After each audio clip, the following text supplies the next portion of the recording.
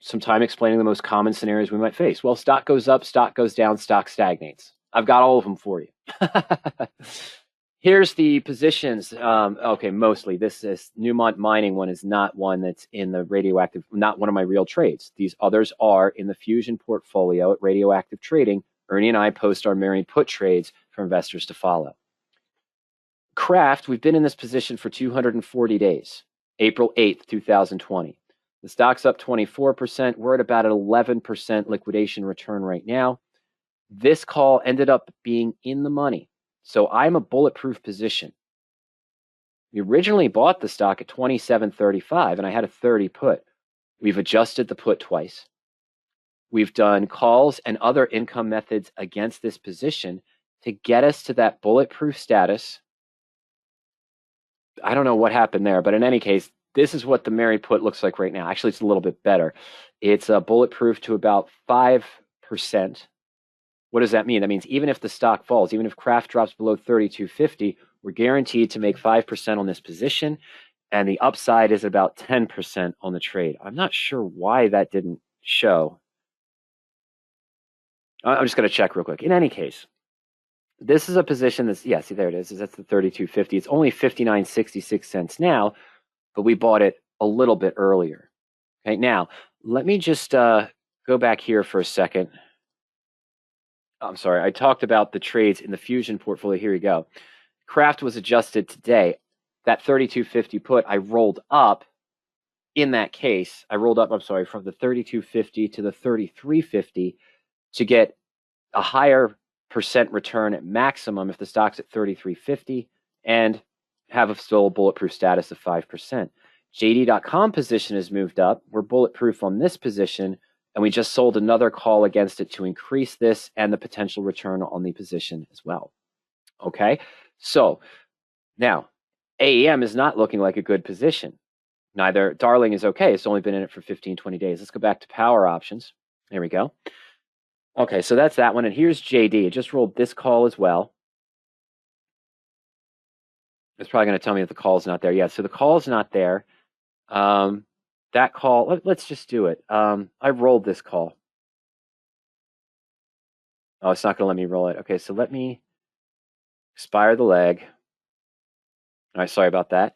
And now we're back to a married put on JD, and we're going to sell what I did. What I did is I bought back the call today for 2 cents, and I sold a 1 week out, December 11th, 90 call. Why 90? Because that's where my put is. It was 54 cents, 56. I can't remember off the top of my head. Okay, but I could have just looked. But that's okay. So now I've got another collar position on with JD. Let's see what it looks like now. It's more than that, I think. No, that's what it was there. We had a 5% guaranteed profit on the position with potentially more on the upside. Is that right? Okay, it's not right. It's 5.2% guaranteed profit, 5.8% potential max return. So a little bit different than this profit loss. We're bulletproof a little bit more to the downside than we're showing here. But this is the December put. Was it a December put? Why am I holding a December put here based on what I said before? Let me go back one. Sorry about that, folks. Let's take a look at JD. JD was initially opened on October 1st, buying the stock at 78.80 and a March 85 put for 13.80. We did a spread against the position that doesn't take on any extra risk. It's a riskless spread trade done in the married put concept as discussed in the blueprint. That expired as we wanted. Then coming up to earnings, I used another income method to bulletproof the position. I used the put, my second asset, to move it closer in time prior to the earnings and get a no-risk position going into earnings. Generated income with a call, rolled it here, and rolled it again here as they expired. Worthless, it kept rolling up to increase, as mentioned, the bulletproof status and the upside return. So as the stock moved up as I wanted, we adjusted both assets, meaning the put is an asset. It's not just wasting insurance. It's an asset that you can use to manipulate. That's talked about in the blueprint. There are four income methods you can use with the put option to put yourself in a better structure as the stock moves up and down. Okay, so that's the JD position. The stock went up for both JD and KHC. We're going to go back. Oh, I shouldn't have closed it, but that's okay. We're going to go back to that just a moment, folks. Now, darling, I've been in for 22 days and it's only up 1.3%. This is one of those 15, 12% of the times when I mentioned 68% of the times the stock does move up 3 to 6% from that stock list that I selected. And another 10% of the time it moves up, just not as much as I wanted. So here I am. This is a sort of a checkpoint. 20 days in is a checkpoint. And I've got to look at my structure and decide what I want to do. I have a 55 put. I could sell a 55 call and only get 20 or 30 cents. Why don't I want to sell a 50 call right now? Well, that's part of the rules in the blueprint. That's why it's there. It's discuss how to properly use them. Am I wasting time by not right now selling this December 50 call, getting $1.35, which by the way is a third, more than a third of my maximum risk I have on this position? Why am I not just selling that right now? Because it's done improperly. How did my risk go from 5% to 12% to the upside in the direction I still think the stock is going to go? This is why the blueprint is there. This is why each income method has its own chapter, because this is not the approach. This does not give me the profit and loss chart I want for this structure. Did I lower my risk to the downside? Yes, I did. But I increased my risk beyond my threshold to the upside in the direction I thought the stock was going to go. Now I am trading against myself. That's not what I want to do. But I also want to get more than the 20 or 30 cents at the proper strike where my put is for selling the call, known as income method number one. But if I'm still bullish, I want to wait for the stock to go up. I can manipulate this put right now. I can bring it in, and I don't think I have a bulletproof position, but I'd have close to a 1% risk, maybe a little bit less. Not no risk yet, but close to it. But that doesn't match my trading plan for this particular stock. That's also discussed in the blueprint. What is your SIGA model for the trade? And the SIGA model relates to each one of the individual income methods, when you would use them, what are the current conditions, what are your expectations, what are your goals. That helps you select which income method is the best for the current situation. So here's one that's stagnating. I could lower the risk by adjusting the put if I wanted to. I could sell, just get 20 or 30 cents for selling that higher strike call that's at my put strike price. I like to use income method number 13 in this current situation, which is do nothing, because I'm still waiting for the stock to move up and I'm not worried about it. Now, AEM is the opposite. We had good growth here when JD and KC. I mean, here's another thing to consider. We showed you right now I have a guaranteed profit of 5.4, 5.3%. That's my bulletproof status on JD. And the max return is 5.8 if the stock's trading right at 90 at expiration. The stock is only up 2.3%. And because of manipulating properly the puts, my second working asset, and generating some income with only a 2.3% move in 64 days, we're at a 5, almost 6% profit on the position at expiration. Best case scenario, 5.3% in the profit, 5.3% profit in the worst case scenario. That's the power of bulletproofing. AEM is not bulletproof. AEM is near the maximum risk. Been it for 85 days. Stock's at 83.75, and it's down 17% to 69. It was down as much as 27%, I believe, is 64, and I'm only losing 7%. Why am I still holding on to this position? Why am I not just taking the 7% loss? Because if it shows me what I want, even though it's been naughty, 'tis the season, you know, who's been naughty, who's been nice. AEM is my naughty one, right? Got in about 84 days ago. Yeah, right about at the height. Great pick, Mike. Actually, it was right around here we got in. And again, it did what I wanted in the first 20 to 40 days. And then it kind of petered out, moved along. We did do an income method here against it. Actually, I did an income method here and here against this position. So we've generated some income on this. And then Kidputsk. Why am I staying in this position? Because now I'm starting to see things that I like. Bounce off the lower Bollinger Band, coming close to the 20-day moving average, and a positive MACD crossover. What do I have in this position other than a stock that is down 17.5%? I have a put that's gained 54.9%, gained more than half of the loss on the stock. What can I do? I can take that off, lower my cost basis on the stock, reposition the married put, still have a controlled risk with unlimited upside. That's another income method. Also, if I had caught it correctly, which I did a couple years ago with 2 different stocks, I didn't on this one, but had I done a different income method number 12, when we were down 24%, I could have had a 13% gain on the position, which I should have done. Hindsight 2020. I did that with 2 other positions. Pause the screen again. We'll go back. I'm going to show you that in the track record at RadioActiveTrading.com. Okay, and then we're just going to wrap this up here real quick and get to all of your other fantastic questions that I've seen coming in as well. Okay, so this takes a second to load up. It's going through all the history of all the trades for myself and Ernie. Perfect time to get a sip of water.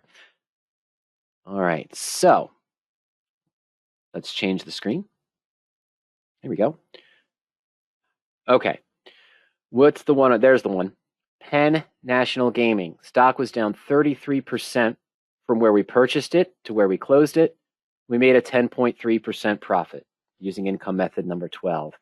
There's another disaster in here somewhere. I think it's on page 2. This might take a second or 2 to load.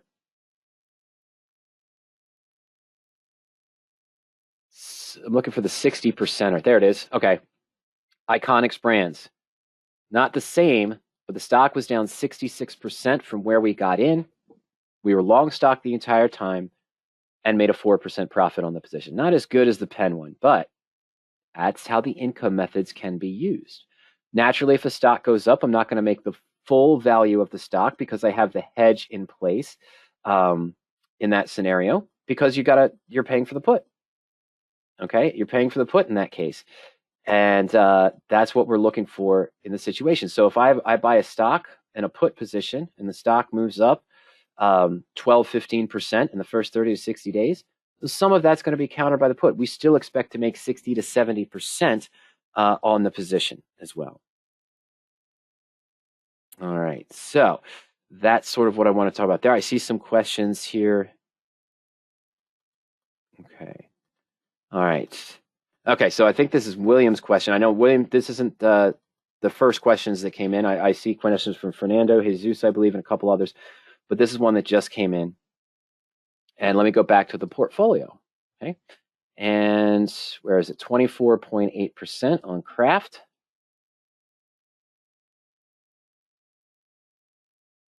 There we go. Okay.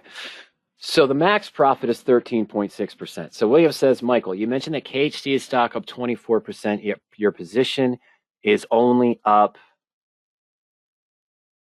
11%. Okay. This seems like quite a large difference. Would a proper conclusion be that the cost of the insurance greatly affects the overall returns? Now, what do I mean by that? Oh, I keep closing it. I should have left it open.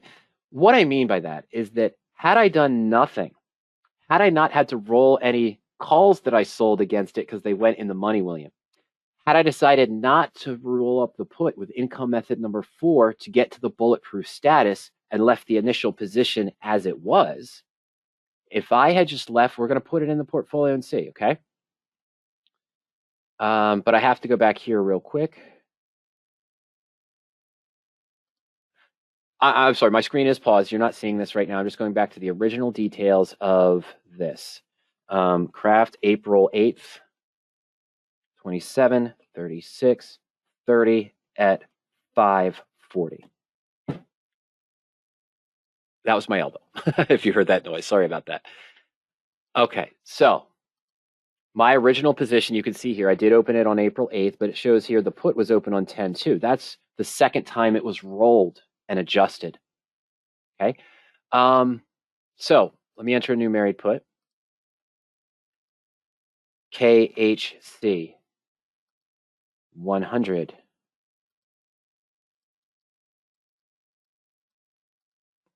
This was definitely a longer term play. Oh, one other factor on power options I forgot to mention is I haven't accounted for all of the dividends yet.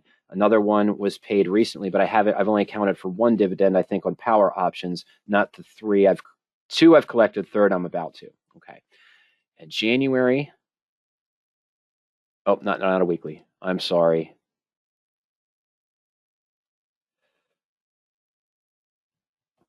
So this was April 8th.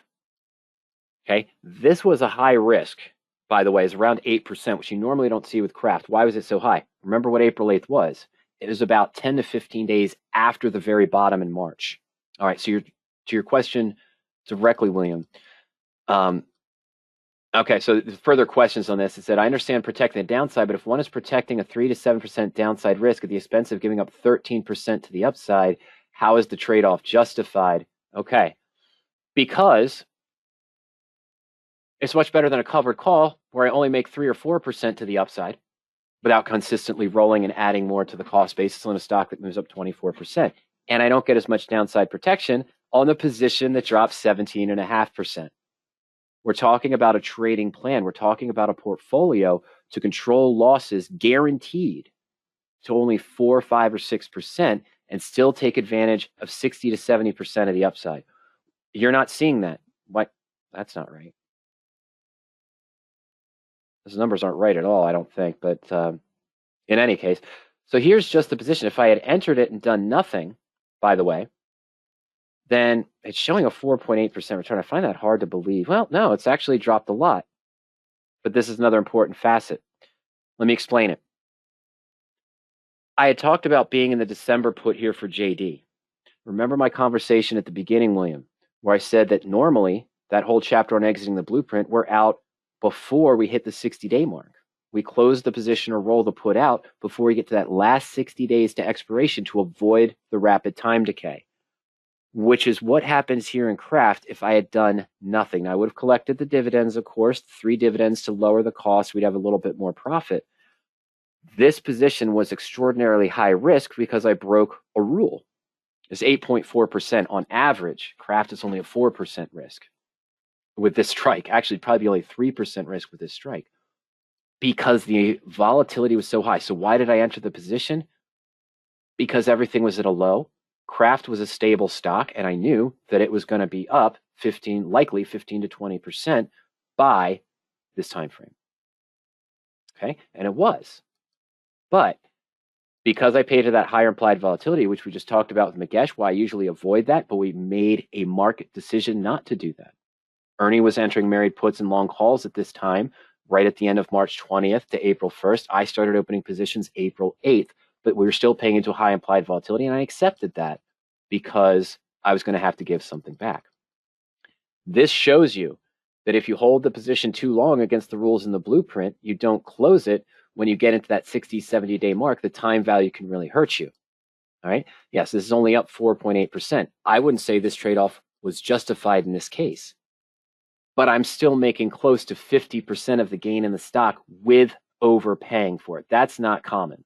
Okay. That's because I got in this position at a high implied volatility. Why, again, now let me go back a step. Why am I still in this if it only has 14 days to go? And this only has 42 days to go. Why haven't I closed it, William, as I've been talking about and following my own rules? Because once you bulletproof a position, you have the power to not care about time value. Worst case scenario is we make 6%. I'm sorry, not on this one, but the worst case scenario on the DAR position is we make 5.3%. Best case, we make 5.8. So what's the harm in just continuing to sell premium against it, generate income against it?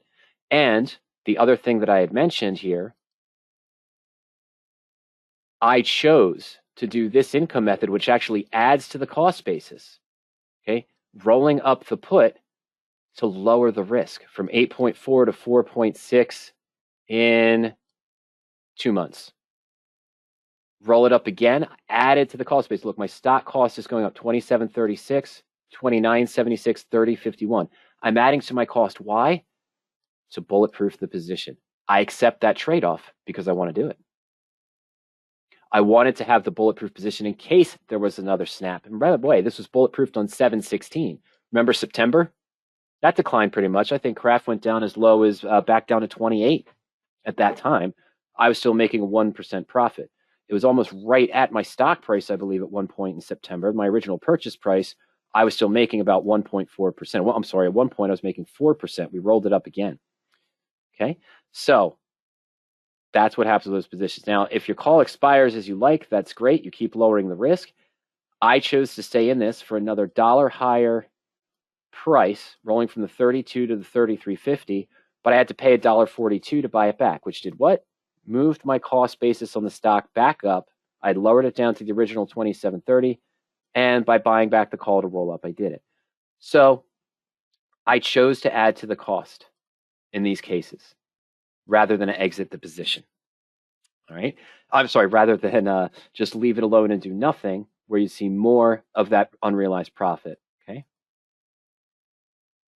Okay, this is a great follow-up to that. Let me expand this. I'm having trouble reading this because it's not doing that fancy little pop-out thing that I like on the questions anymore. Oh, there it goes. Good.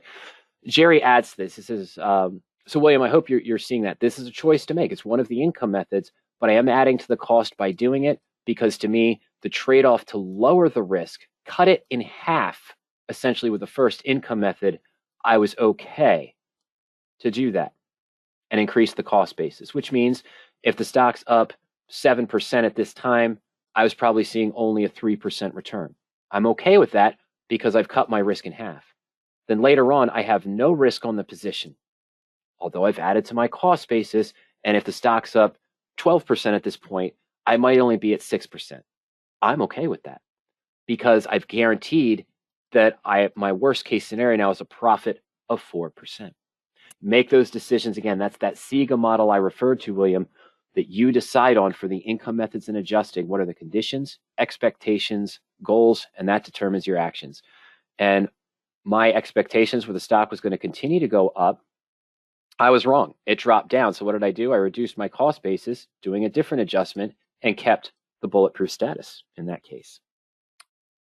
But that's the trade-off. You say it's not a fair trade-off. Well, if I have 5 positions, or like Ernie, who has 5 positions right now that I think are bulletproof with no risk, guaranteed 4 or 5%, and he's making about 10 or 12%, if 8 out of his 10 trades are that for the year, and one trade lost 4%, I think he's pretty comfortable with that trade-off, even if the stock's up 20 or 30. But in most cases, we expect to take in about 50 to 60% of the stock gain with this strategy. I'm right at about 50%, a little bit off, but right at about 50% with Kraft. And by the way, Kraft is not done because I'm planning on rolling that call again to get a new premium because it's out to January. I'm going to milk it week by week by week until I could decide to get assigned because I've met my goals. Jerry says, in a comment of this, so Jerry says, I was lucky enough to have some stocks with pretty hefty gains using the married puts, 30-80%. Although I did use various income methods, but I mostly used 4. One we just discussed, rolling up the put, which adds to the cost basis. How often should you do income method number 4? And what would help reduce the cost of rolling? Okay, well, I just kind of covered that by mistake, Jerry, even though I didn't. Normally, you know that if my stock is above my put strike price, I'd roll up the put. Well, I stopped here. The stock's at 34. I could roll up to the 35 and have about a 7% bulletproof status. I stopped. Why? Because I'm bulletproof. Okay, I'm bulletproof on this trade. Again, I don't think this is the exact numbers here, but you can see it. I linked to the old one. I'm sorry. Let's go to December 11th. I think I sold it. No, I did sell the December 18th on this. It's for $1 something. I'm sorry, folks. I did roll this to this one, and I think I got $1, $1.05. Let's call it $1. Sorry. Good. All right. So that's maybe it was less than $1. That's 90 cents. That's right. It was 90 cents. In any case, I'm bulletproof here. I don't want to roll up the put, which would increase this bulletproof status. Where's my pen? But what would that do?